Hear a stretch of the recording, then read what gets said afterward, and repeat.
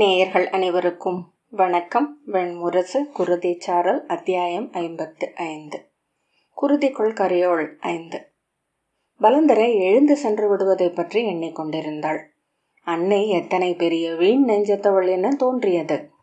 இந்நாடுகள், நகரங்கள், அரசவைகள், போர்கள் மட்டும் அல்ல, நூல்களும் கொள்கைகளும் வேதங்களும் என ஆண்கள் வகுத்து அமைத்து அவர்கள் மட்டுமே அமர்ந்து ஆடும் பெருங்களம் அது. அதில் பெண்கள் கருக்கள், பேசு பொருட்கள், சிலையுருக்கள் மட்டுமே. அவர்கள் அதில் ஈட்டுவதும் இழப்பதும் ஏதும் இல்லை. அவர்கள் மீது பெண்களுக்கு இருக்கும் ஒரே சொல் கோன்மை, அவர்களின் குருதியை மைந்தராக்கி அழிக்கவியலும் என்பதே. அங்கிருந்து எப்படி எழுந்து செல்ல வேண்டும் என்று எண்ணிய போது ஏதும் வழி தென்படவில்லை. புரியாமல் சலிப்புற்றோ வெல்லவியலாதென்று ஏமாற்றமுற்றோ எழுவது போல தெரியக்கூடாது. எரிச்சலுற்று எழ வேண்டும். சினந்து எழுந்து சென்ற பின் அவர்கள் வருந்துவது போல எதையாவது சொல்ல வேண்டும். அவள் அவர்களின் பேச்சுக்களை விழிகளால் நோக்கிக் கொண்டிருந்தாள். ஒரு சொல், ஒரு சிறு பொறி போதும் என. ஆனால் அவர்கள் அவளை முழுமையாக மறந்துவிட்டிருந்தார்கள். இளைய யாதவர், அதன் பின் நாம் நம் உரிமையை கோருவோம், அது என்றும் அவ்வண்ணம் இருந்து கொண்டுதான் இருக்கும் என்றபோது அவள் உரிமை என்ற சொல்லை மட்டுமே கேட்டு தன்னை பற்ற வைத்து கொண்டாள். வேடத்தின் கைகளை இரு கைகளாலும் தட்டியபடி உரத்த குரலில், நான் கேட்கவிருப்பது ஒன்றே. எவ்வண்ணம் நீங்கள் 5 சிற்றோர்கள் மட்டும் போதுமென்று அவர்களிடம் கேட்டீர்கள்? 5 சிற்றோர்கள் என்றால் என்ன? 5 மேழிகள் திருப்பும் இடம் இருக்குமா? 5 பசுக்கள் நின்று மேயும் நிலம் எஞ்சுமா? 5 சிற்றோர்கள் 10 மைந்தருக்கு பகிரப்பட்டால் அதில் என் மைந்தனுக்கு கிடைப்பதென்ன என்றாள். அவர்கள் அந்த எதிர்பாராத குரலில் திகைக்க அவள் மேலும் கூச்சலிட்டாள். இதற்கப்பால் கீழ்மை என ஏதும் எழுந்து சூழக்கூடுமா? பாரத வருஷத்தின் வரலாற்றில் சத்திரியர் எங்கும் இறக்க கை நீட்டியதில்லை. இதோ அதுவும் நிகழ்ந்துவிட்டது. இளைய யாதவர், நான் அங்கு யாதவனாகவே சென்றிருந்தேன், சத்திரியனாக அல்ல என்றார். நீங்கள் காடு சென்று கன்றோட்டுக. நீங்கள் அந்த அவையில் பாண்டுவின் குருதியில் பிறந்த சத்திரியர்களுக்காக கை இறந்தீர்கள் என்று அவள் சொன்னாள். அவள் குரல் அந்த உச்சத்தால் உடைந்தது. 5 ஊர்கள் கோரப்பட்டன என்னும் இழிவே சூதர்னாவில் இருக்கும். அது மறுக்கப்பட்டதென்னும் சிறுமையோ இன்னும் 100 தலைமுறை காலம் நம் குடிவழிகளின் உள்ளத்தில் எஞ்சும் என்றாள். என் உடல் கூசுகிறது. அவை அமர்ந்திருக்கும் மூத்தவர் சொல்க, இதற்கிணையான இழிவை உங்கள் குடியில் எவரேனும் ஏற்றிருக்கிறார்களா? இழிவுபடுத்தப்படுவதே இழிவு, அவ்விழிவை ஏற்பது பேரிழிவு என்று பலந்தரை கூவினாள். ஆம், தொல்குடி பிறந்த நான் இவர்களை ஒருபோதும் எனக்கு நிகராக ஏற்றதில்லை. அதன் பொருட்டு இவர்கள் என் மேல் சினம் கொண்டதும் உண்டு. இன்று உணர்கிறேன் இவர்களை மிகச் சரியாகவே நான் புரிந்து கொண்டிருக்கிறேன் என்று. சத்திரியர் வாளெடுத்து சங்கு அறுத்து விழும் சிறுமைகளின் முன் இழித்து பணிந்து வளைந்து நின்றிருக்கும் இழிசினர் இவர்கள். யுதிஷ்டர் கை நீட்டி ஏதோ சொல்ல வர பீமன் கசப்பு நிறைந்த சிரிப்புடன், சில தருணங்களிலேனும் மிகச் சரியாகவே என் உள்ளத்தை இவள் வெளிப்படுத்துகிறாள் மூத்தவரே என்றான். பலந்தரை அவனை ஒரு கணம் திகைப்புடன் நோக்கிவிட்டு, அங்கே அவையில் என் தந்தையும் மூத்தவரும் அமர்ந்திருந்தனர். அவர்களிடமும் சென்று இறந்துள்ளார் உங்கள் தூதர். பெண் என்று இனி எனக்கு இழிவு என்ன எஞ்சி இருக்கிறது? மேலும் சினத்தை எழுப்பி சொல்விசை கூட்டி இளைய யாதவரிடம் திரும்பி, அதற்கும் கீழே சென்று இனி நீங்கள் கோரப்போவதென்ன? நீங்கள் வேத அவையில் வென்றீர்கள் என்றே கொள்வோம். போருக்கு அந்தனர் ஒப்புதல் அளிக்க தயங்கினார்கள் என்றே ஆகுக. அதன் பின் அவை அமர்வில் நீங்கள் அவரிடம் கோரப்போவதுதான் என்ன? அஸ்தினபுரியின் மண்ணில் இவர்களுக்கு ஏதேனும் இடம், அவ்வளவுதான். 5 இல்லங்கள் அல்லது 5 குடில்கள் அமைக்கும் நிலம் என்றார் இளைய யாதவர். சி என்று உரத்த குரலில் சீறியபடி பலந்தரை எழுந்தாள். என்ன சிறுமை இது? இதற்கும் கீழ் சத்திரியர் இறங்க முடியுமா என்ன? யுதிஷ்டர் முகம் சொலித்து அவளை பொறுக்கும்படி கை காட்டிய பின், சொல் இளையவனே, இது என்ன? எவர் கேட்டாலும் நகைக்கும் கோரிக்கை அல்லவா இது என்றார். இளைய யாதவர், பாண்டவரே, அஸ்தினபுரியின் அந்நிலத்திற்குள் உங்கள் குடி தெய்வங்கள் 18 குடி கொண்டிருக்கின்றன. உங்கள் குலமூத்தார் அன்னமும் நீரும் பெறும் 7 சுனைகள் அமைந்துள்ளன. அவற்றுக்கு பூசையும் பலிக்கொடையும் அளிக்கும் தகுதி உங்களுக்கு வர வேண்டுமெனில் நீங்கள் அந்நிலத்தில் குடியிருந்தாக வேண்டும். அதன் மேல் உங்களுக்கு குடியுரிமையேனும் எஞ்ச வேண்டும் என்றார். அறிக, அரசன் தன் குடிகள் மேல் என் நிலையிலும் படையெடுக்க முடியாது. அவ்வாறு படை கொண்டு செல்ல வேண்டும் என்றால் 3 பெரும் பிழைகளை அவர்கள் இயற்றியிருக்க வேண்டும். அரச வஞ்சம், வேதம் பழித்தல், இறை மறுத்தல். இம்மூன்றும் நீங்கள் ஆற்றவில்லை என்பதை நான் வேதியரவையில் நிறுவிவிட்டு வந்தேன் என்றால் அதன் மேல் உங்களை குடிவிலக்கம் செய்து படை கொண்டெழ அஸ்தினபுரியன் அரசனால் இயலாது. அதை அவர்கள் இயற்றாமல் தடுப்பதே நாம் இன்று செய்ய வேண்டியது என்று இளைய யாதவர் தொடர்ந்தார். நீங்கள் அரச குடியினர் அல்ல என்றனர். சத்திரியர் அல்ல என்று மீண்டும் வகுத்தனர். குடி என்றேனும் அவர்கள் ஏற்றாக வேண்டும். அதனால் என்ன பயன் என்று சகதேவன் கேட்டான். நாம் வென்றால் கூட என்றோ ஒரு நாள் நாம் தொடுத்த போர் முறையானதல்ல என்று அந்தணரவை எண்ணக்கூடும். நமக்கு வேள்வி செய்ய அவர்கள் மறுக்கலாம். நம் குடியினரில் சிலரே கூட அஸ்தினபுரிக்கும் அயலாருக்குமான போர் என்று அதை கருதக்கூடும். இன்றே எண்ணி சூழ்ந்து அதை தடுத்து வைப்பது நமக்கு நல்லது என்றார் இளைய யாதவர். ஏனென்றால் போர் தொடங்கிய பின் அறமென ஏதும் இல்லை. வெல்வதே ஒரே அறம். அங்கே நாம் வென்ற பின் அறப்பிழைகள் 100 நம் மீது சுமத்தப்படும். குலமிலிகள், அஸ்தினபுரியின் நிலம் விலக்கப்பட்டோர் கொண்ட வெற்றி என்ற சொல் மட்டும் நம் மீது ஒட்டிவிடக்கூடாது. பலந்தரை எஞ்சிய முழு சினத்தையும் திரட்டி, இதற்கு நான் ஒருபோதும் ஒப்பப் போவதில்லை. இறந்துண்டவள் என்னும் பழியுடன் காசி நாட்டு அரசியாகிய நான் வாழப் போவதில்லை. அறிக, என் மைந்தன் ஒப்புதலின்றி நீங்கள் செல்ல இயலாது. அவனை என் சங்கில் வாழ் வைத்து என் சொல்லில் நிறுத்துவேன். அவனை அகற்றி அங்கு சென்றீர்கள் என்றால் நானும் தொடர்ந்து வருவேன். அதே அவையில் எழுந்து எனக்கும் மைந்தனுக்கும் அத்தூதில் ஒப்புதல் இல்லை என்று அறிவிப்பேன். நான் உயிருடன் இருக்கும் வரை என் மைந்தனின் தந்தை என்றானவர் பெயர் சொல்லி எவரும் மண் இறக்கப் போவதில்லை. யுதிஷ்டர், என்ன பேச்சு இது? இங்கே எவரும் இறக்கப் போவதில்லை. இது ஒரு அரசியல் சூழ்ச்சி என்றார். அரசியல் சூழ்ச்சியாக இல்ல பெண்களை அவர்களின் படுக்கைக்கு அனுப்புவீர்களா என்ன? பலந்தரை அறை விழுந்தவர் போல யுதிஷ்டர் வாய் திறந்து உரைய சகதேவன் அறியாமல் எழுந்து நின்றான். ஆனால் பீமன் கைகளை மார்பில் கட்டியபடி அசையாமல் நின்றான். உள்வலித்த குரலில், சொல் எண்ணுக என்றான் சகதேவன். நாம் எண்ணி சொல் எடுக்கலாம். ஊருக்கு அதை ஆணையிட நம்மால் இயலாது என்றாள் பலந்தரை. முன்னரே உங்கள் குலமகள் அவை செருமை அடைந்து விட்டாள். அதையே சொல்லி சிரிக்கிறது பாரத வருஷம். இன்று அதையும் கடந்து சென்று நிலம் கோரி நின்றிருக்கிறீர்கள். சகதேவன் போதும் என மேலும் தாழ்ந்த குரலில் சொன்னான். 5 வீட்டுக்கு அமைகிறீர்கள் என்றால் நீங்கள் உங்களுக்கு தகுதியானது என எண்ணுவது அதுவே என்று பொருள். பாதி நாடும் நகரும் கருவூலமும் கோரியது மிக விழைவென்று பொருள். நான் ஒப்ப மாட்டேன். என் குருதியின் மீதன்றி நீங்கள் சென்று இதை கோரப்போவதில்லை என்றாள் பலந்தரை. இளைய யாதவர், மிக எளிதில் எங்களால் உங்களை தடுக்க முடியும் அரசே. உங்கள் கணவர் உங்களை துறந்தால் பிறகு நீங்கள் சொல்ல எடுக்க இயலாது. அதற்கு மங்கள நானே கழற்றி அழித்து விடும்படி உங்களிடம் அவர் கோரினாலே போதும். பீமன், இளைய யாதவரே, இவள் மேல் எப்பொழுதும் முதல் தருணத்தில் எழுவது சினமும் விளக்கமும் மட்டுமே. ஆனால் ஒவ்வொரு முறையும் அதன் இறுதியில் விளக்க முடியாத அன்பொன்றையே இவள் மேல் உணர்கிறேன். ஏனென்றால் இவளும் என்னை போல் அறியாது பதைக்கும் சிறுமியை அகத்தில் கொண்டிருக்கிறாள். இவள் குருதியில் தான் என் மெய்நிகர் வடிவமான என் மைந்தன் பிறந்திருக்கிறான். என் நிலையிலும் என் உடன் பிறந்தார் பொருட்டோ குலத்தின் பொருட்டோ இறை வடிவென என் முன் எழுந்த தங்கள் பொருட்டோ கூட இவளை என்னால் துறக்க முடியாது. அதற்கான ஆணை எனக்கு பிறப்பிக்கப்படும் எனில் வாளெடுத்து என் கழுத்தில் வைப்பதன்றி நான் செய்யக்கூடுவதொன்றும் இல்லை. போதும் இளையோனே என்றார் யுதிஷ்டர். இளைய யாதவனே, அவள் மேல் ஒரு துளி அன்பு அவன் உள்ளத்தில் எஞ்சும் என்றால் இவள் எங்கள் குலமகளாகவே இருப்பாள். இவள் பொருட்டு அனைத்தையும் துறக்கவும் படைமுகம் நின்று முற்றழியவும் ஒருங்குவோமே ஒழிய மங்கள நான் மறுப்பதற்கல்ல. அப்பேச்சை ஒழிக என்றார். இளைய யாதவர் புன்னகையுடன், நன்று அரசி, தாங்கள் ஏற்றுவதற்கும் இனி ஒன்றுள்ளது. மங்களனானை தாங்கள் துறக்கலாம், மிக எளிது.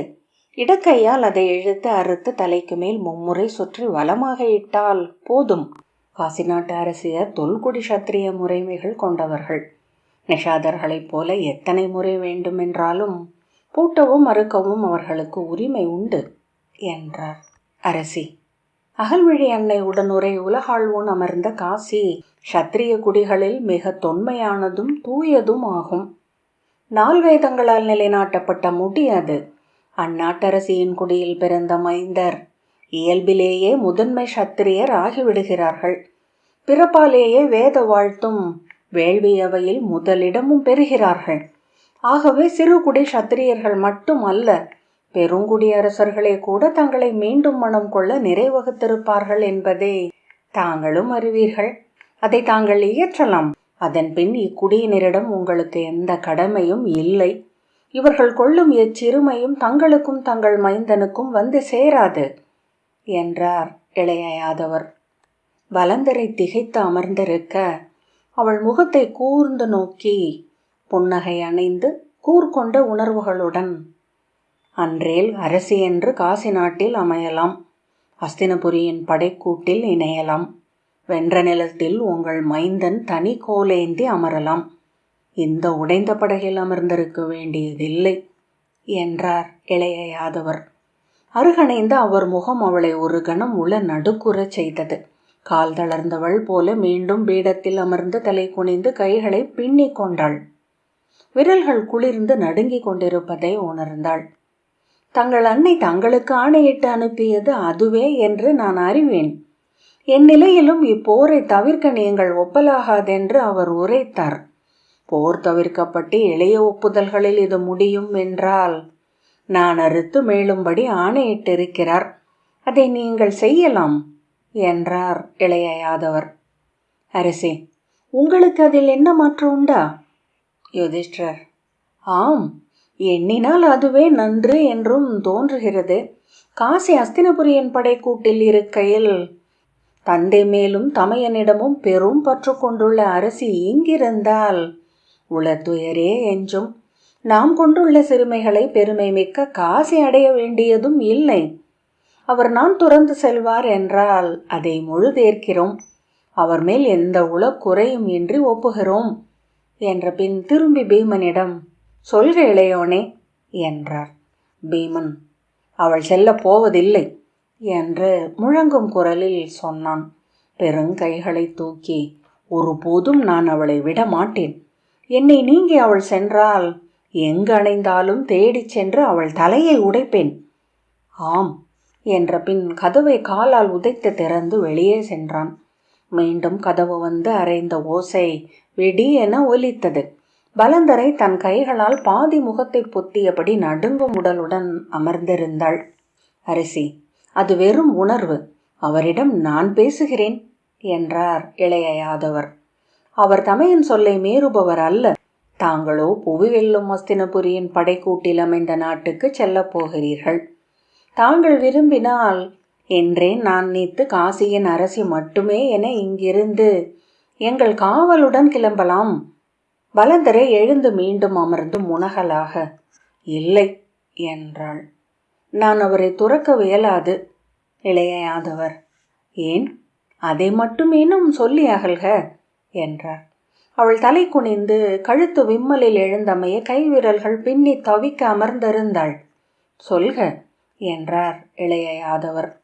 நானில் கைப்பட எழுந்த அம்பு போல அவளில் இருந்து சொல் எழுந்தது. ஏனெனில் நான் அவரை என்றையவரையும் உளம் கொண்டிருக்கவில்லை. முகத்திரையை இழுத்துவிட்டு அதன் நுனியால் விழிநீரை துடைத்தபடி எழுந்தாள். வெல்லும் தரப்பு அது என்று இளைய யாதவர் சொல்லத் தொடங்குவதற்குள் சீற்றத்துடன் இடைமறித்தாள். உங்கள் எவரையும் விட அவரை நான் அறிவேன். அப்பெருந்தோள்களை வெல்ல இப்புவியில் அரசன் என்றோ ஆண்மகன் என்றோ எவரும் இல்லை. பாரத வருஷத்தின் மணிமுடிகள் அவரால் பிறருக்கென விட்டளிக்கப்பட்டிருக்கின்றன என்ற பின் அறையை விட்டு வெளியேறினாள். கதவுக்கு அப்பால் நின்றிருந்த சுரேசர் அவளை விந்தையென பார்க்க அவள் பொருட்படுத்தாமல் இடைநாழியின் ஊடாக விரைந்தாள். சற்று நேரத்திற்கு பின்னர் விழி நீர் வழிந்து கொண்டிருந்தாலும் தன் உள்ளம் முற்றிலும் துயரற்றிருப்பதை உணர்ந்தாள். வாழ்நாளில் ஒருபோதும் அத்தனை எடையின்மையை உணர்ந்ததில்லை என்று தோன்றியது. புன்னகைத்து மெல்ல நடக்கத் தொடங்கினாள். மீண்டும் தொட்டபோது கன்னத்தில் இருந்த கண்ணீர் ஈரம் விந்தையென தோன்ற அழுத்தி துடைத்தாள். அவளுக்காக குந்தியின் செய்தி பார்க்கவே அரைவாயிலில் காத்து நின்றிருந்தாள். அவள் நடை தயங்கியதும் பார்க்கவே வணங்கி, பேரரசி தங்களை அழைத்து வரும்படி சொன்னார்கள் என்றாள். பலந்தரை, நான் சற்று முன்னர் தான் வந்தேன். வந்ததுமே என தயங்க, தாங்கள் வந்ததுமே அங்கு செல்வீர்கள் என பேரரசி எண்ணினார்கள். காத்திருந்த பின் என்னிடம் அழைத்து வரச் சொல்லி ஆணையிட்டார்கள். நான் வந்தபோது தாங்கள் அவை கூட சென்றிருப்பதை அறிந்தேன். அதை அரசியிடம் சொன்னேன். காத்திருந்து அழைத்து வரும்படி சொன்னார்கள் என்றாள். நான் ஆடை மாற்றி என சொல்ல வந்த பலந்தரை, சரி வருகிறேன் என்றாள். செல்லும் வழியில் பார்க்கவே, பேரரசி நோயுற்றிருக்கிறார். ஒவ்வொரு நாளும் காலையில் சற்று உளம் தேறி இருப்பார். மாலைக்குள் துயரூட்டும் செய்திகள் எவையேனும் வந்துவிடும் என்றாள். அவர்கள் நன்கு துயில்வதில்லையா என்றாள் பலந்தரை. அகிபீனாயின்றி துயில்வது கடினம் என்றாள் பார்க்கவி. பலந்தரை திடுக்கிட்டவள் போல் திரும்பி நோக்க, அவர்களை கனவுகள் தொடர்கின்றன என்றாள். மைந்தரே எண்ணியா என்றாள் பலந்தரை. இருக்கலாம். இரவில் ஒரு நாள் மைந்தா என்று அலறியபடி விழித்து கொண்டார். பலந்தரை தலையசைத்தாள். அஸ்தினபுரியின் அவையில் கௌரவ மூத்தவர் நாவில் எழுந்த சிறுமையில் இருந்து அன்னை மீளவே இயலவில்லை. எவரையும் அவர் சந்திக்க விரும்பவில்லை. மைந்தர்களை கூட, இளைய யாதவர் சந்திக்க விழைந்த போது கூட மறுத்து விட்டார் என்று பார்க்கவே சொன்னாள். பலந்தரை உதடுகளை கடித்து தன் நெஞ்சை அடக்கி கொண்டாள். ஆனால் பாஞ்சாலத்து அரசியை சந்திக்க விரும்பி அவரே என்னை அனுப்பினார். பாஞ்சாலத்து அரசியை கண்டதுமே கைகளை பற்றி கொண்டு கண்ணீர் விட்டார். அவர்கள் மட்டும் நீண்ட நேரம் பேசிக் கொண்டார்கள். இப்போது உங்களை அழைக்கிறார்கள் என்றாள் பார்க்கவி. குந்தியின் அறைக்குள் நுழைந்து அவள் வரவை பார்க்கவே அறிவித்து வந்து உள்ளே செல்லும்படி கை காட்டினாள். பலந்தரை உள்ளே நுழைந்த போதுதான் அவ்வறை எத்தனை சிறியதே என உணர்ந்தாள். மஞ்சமும் ஒரு பீடமும் போடப்பட்ட போது அங்கே பிரிதொருவர் நிற்கவே இடம் இருந்தது. அவள் உள்ளே நுழைந்ததைக் கண்டு தலையணை மேல் எழுந்து அமர்ந்திருந்த குந்தி புன்னகைத்தாள். அவள் கால்களை தொட்டு சென்னை சூடி அருகே மஞ்சத்தில் அமர்ந்தாள் பலந்தரை. அவளை கூர்ந்து நோக்கிய குந்தி, என்ன என்றாள். ஏன் என்றாள் பலந்தரை. உவகை கொண்டிருக்கிறாய் என்றாள் குந்தி. ஆம் என்றாள் பலந்தரை. அவையில் என்ன நிகழ்ந்தது என்றாள் பலந்தரை. அவள் நிகழ்ந்ததை சுருக்கமாக சொன்னாள். என்னிடம் அவரை நான் நேத்து துறக்கச் சொன்னார்கள். மறுத்துவிட்டேன். குந்தி புன்னகைத்து, மூடர்கள், அவர்களில் அவனை தவிர எவருக்கும் பெண் உள்ளம் தெரியாது என்றாள். எவருக்கு என்றாள் பலந்தரை. இளைய யாதவனுக்கு. பலந்தரை நிமிர்ந்து நோக்க, அவன் உன் உள்ளம் அறிந்துதானே அவ்வாடலை நிகழ்த்தி இருக்கிறான் என்றாள். பலந்தரை புன்னகையுடன் தலையசைத்து, ஆனால் எனக்கே என் உள்ளம் இப்போதுதான் தெரிகிறது என்றாள். அதை அறிவதென்ன விந்தையா? என் மைந்தரில் பெண்டிர் ஒருபோதும் வெறுக்கவியலாதவன் அவன் என்றாள். ஆம் என்றாள் பலந்தரை. ஆகவே தான் அரசியும் அவரை நெஞ்சில் நிறுத்தி இருக்கிறார். குந்தி சிரித்து, அதுதான் உன் இடரா என்றாள். பலந்தரை சிரித்து தலை குனிந்து முகத்திரையை நன்றாக இழுத்து விட்டு கொண்டாள். அறிவின்மை, ஆனால் நாம் அதிலிருந்து தப்பவியலாது என்று குந்தி சொன்னாள். அவர் அரசிக்கு அளித்த மாமலரை பற்றி சூதர் கதைகள் அங்கே வந்தன. குந்தி, அவன் அதை அவளுக்கு மட்டும் அளிக்கவில்லை என்றாள். அது அவன் உள்ளம் அல்லவா? மூதன்னையரிடமிருந்து அவன் பெற்றது. பலந்தரை, ஆம், அது இப்போது தெரிகிறது என்றாள். அவன் தமையனிடமும் அந்த மலரே இருந்தது. அதை அவன் தன் இறைவனுக்கு படைத்தான். இவன் அதை மகளிருக்கு அளித்திருக்கிறான். அங்கே காட்டில் இடும்பியும் அதை உணர்ந்திருப்பாள் என்றாள். முகம் நிமிர்த்தி, அவரை பார்க்க விழைகிறேன் என்றாள். கனிந்த விழிகள் கொண்டவள். அவள் மைந்தனை இருமுறைதான் நானே பார்த்திருக்கிறேன். அவனுக்கு மனம் முடித்து வைக்க வேண்டும். அவர்களின் குலத்தில் அவன் பெண் கொண்டால் அவர்களுக்கு பிறக்கும் மைந்தன் நாடு ஆளவியலாது. அவன் சத்திரிய குடியிலேயே பெண் கொள்ள வேண்டும். அதன் பொருட்டு தூது செய்திகளை அனுப்பியிருக்கிறேன். எவரும் இதுவரை மறுமொழி உரைக்கவில்லை. பலந்தரை: நம் படைக்கூட்டு உறுதியானதும் ஆணையும் கலந்து ஒரு தூது செய்தி சென்றாலொழிய சத்திரியர் அதற்கு முன்வர மாட்டார்கள் என்றாள். குந்தி சிரித்து, ஆம், அதைத்தான் நானும் எண்ணிக்கொண்டிருக்கிறேன் என்றாள். நீங்கள் பார்த்தபோது எப்படி இருந்தான் என்று பலந்தரை கேட்டாள். மைந்தர்களில் அவனே பெருந்தோழன் என்றனர். உண்மை, என்னை ஒரு புறாவை போல் தோளில் ஏந்துபவன், உன் கணவனை விட பெருந்தோள் கொண்டவன் என்று குந்தி சொன்னாள். இங்கே வரும்படி அவனிடம் சொல்லி இருக்கிறேன். முறையான படைத்திரட்டுடன் வருவதாக சொன்னான். அவனை பார்க்கத்தான் இப்போது மிக மிக விழைகிறேன். பலந்தரை எழுந்து கொண்டு, ஓய்விடுங்கள் அன்னையே என்றாள். நீ இங்கிருப்பாயல்லவா என்றாள் குந்தி. ஆம், இங்கிருந்தாக வேண்டும் என்றாள் பலந்தரை. இப்போது கூட என் தலைவர் பொருட்டு கையளவு நிலம் கோரி நிற்பது என்னை கூசச் செய்கிறது. ஆனால் ஏதோ நான் அறியாத சூழ்ச்சி உள்ளதென்று தோன்றுகிறது. குந்தி: என்ன சூழ்ச்சி என்றாள். அவள் விழிகள் மாறுபட்டன. அன்னையே, நீங்கள் அறியாததா? உங்கள் மைந்தர் தன் கைகளால் அஸ்தினபுரியின் அரசரையும் இளையோரையும் கொன்று குவிக்கவிருக்கிறார். நிலம் பொருட்டு உடன்குருதியரை கொன்றார் எனும் பழி அவர் மேல் அமையாமல் இருக்கும் பொருட்டு இளைய யாதவர் செய்யும் சூழ்ச்சி இது. ஆம் என்றாள் குந்தி. நீங்கள் மைந்தர் பொருட்டு கவலை கொள்கிறீர்கள் என்றாள் பார்க்கவி. என்றாள் பலந்தரை. ஆம் என்று குந்தி சொன்னாள். உங்கள் இளைய மைந்தரை எவரேனும் வெல்லக்கூடும் என எண்ணுகிறீர்களா என்று பலந்தரை கேட்டாள். குந்தி மறுமொழி சொல்லாமல் கண்களை மூடிக்கொண்டாள். பலந்தரை திகைப்புடன் நோக்கி கொண்டிருந்தாள்.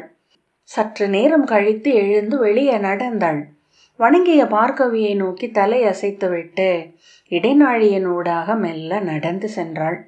குருதி சாரல் 55வது அத்தியாயம் இத்துடன் நிறைவு பெற்றது. நன்றி.